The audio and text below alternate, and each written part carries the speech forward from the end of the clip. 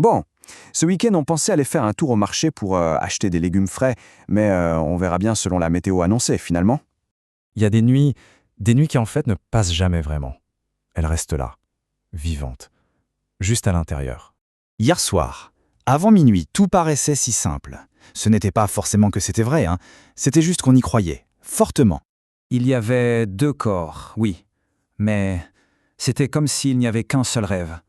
2 voix, mais une seule et même certitude. On était persuadé que ça ne s'arrêterait jamais. L'avenir, à ce moment-là, ce n'était même pas une question. C'était bien plus que ça. C'était une promesse, une évidence.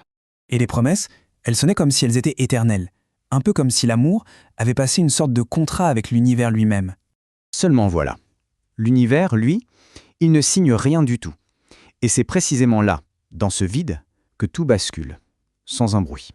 Et c'est là qu'on entre dans le silence qui détruit tout. Ce moment qui ne fait aucun bruit. Parce qu'il n'y a pas eu d'explosion. Vraiment pas. Pas de cri. Rien. Et c'est justement ça, le pire. La vraie douleur, elle vient de là, en fait. D'une phrase laissée en suspens. D'un regard qui se détourne. D'un silence qui, au fond, hurle. Il y a des changements comme ça qui se font sans le moindre bruit. Mais ils font plus de dégâts. Ils brisent plus de choses que le plus violent des orages.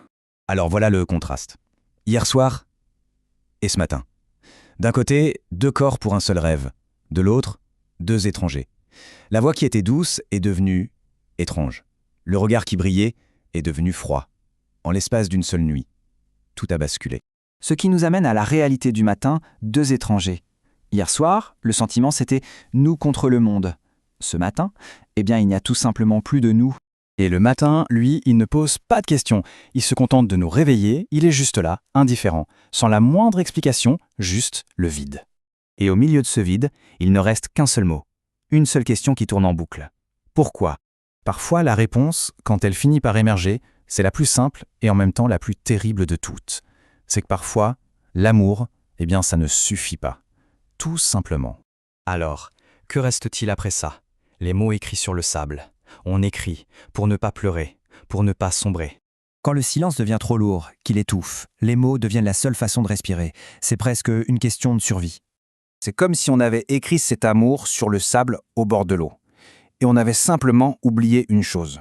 C'est que les vagues, elles, n'ont aucune mémoire.